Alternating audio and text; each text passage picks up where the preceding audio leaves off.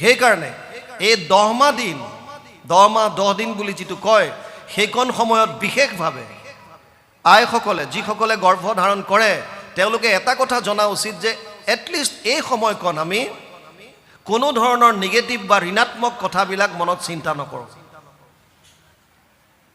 টিভিত শাহু বোৱাৰী কিবা কাজিয়া, গিৰিয়েক ঘৈণীয়েকৰ সন্দেহী অমুক তমুক এইবিলাক উত্তেজিত ধৰণৰ কিবা এইবিলাক খা খবৰ লোৱাটো অতি মাৰাত্মক সন্তানটোৰ কাৰণে। সেইকাৰণে পৰাপক্ষত এই 10 দিন ভাল কিতাপ পঢ়িব লাগে, পজিটিভ ভাল মহাপুৰুষসকলৰ জীৱনী পঢ়ক, ধৰ্মশাস্ত্ৰ পঢ়ক। তেতিয়া কি হ'ব?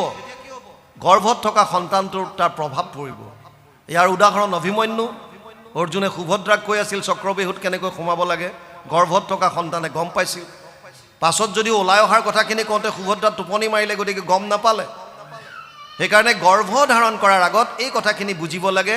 নাৰদে যিহেতু ভাগৱত ধৰ্মৰ কথা কৈ আছিল, প্ৰহ্লাদে মাকৰ গৰ্ভত থাকোঁতে এই কথাখিনি গম পালে আৰু সেইখিনি এতিয়া দৈত্য শিশুক কৈছে। কি কৈছে? প্ৰথম, দুৰ্লভ মনুষ্য জন্ম যিটো পায়া বুদ্ধিমন্ত যেবে হয়, কুমাৰ কালত হয়া একমত ভকতি কাছৰ।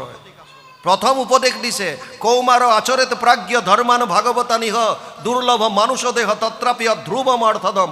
701 সপ্তম স্কন্ধ 6ষ্ঠ অধ্যায় 1ম শ্লোক ভাগৱত। প্ৰহ্লাদে কৈছে মানুহৰ শৰীৰ পোৱাটো অতি দুৰ্লভ। 84 লাখ জনী আমি ভ্ৰমণ কৰি এইটো শৰীৰ পাইছোঁ। কি 84 লাখ?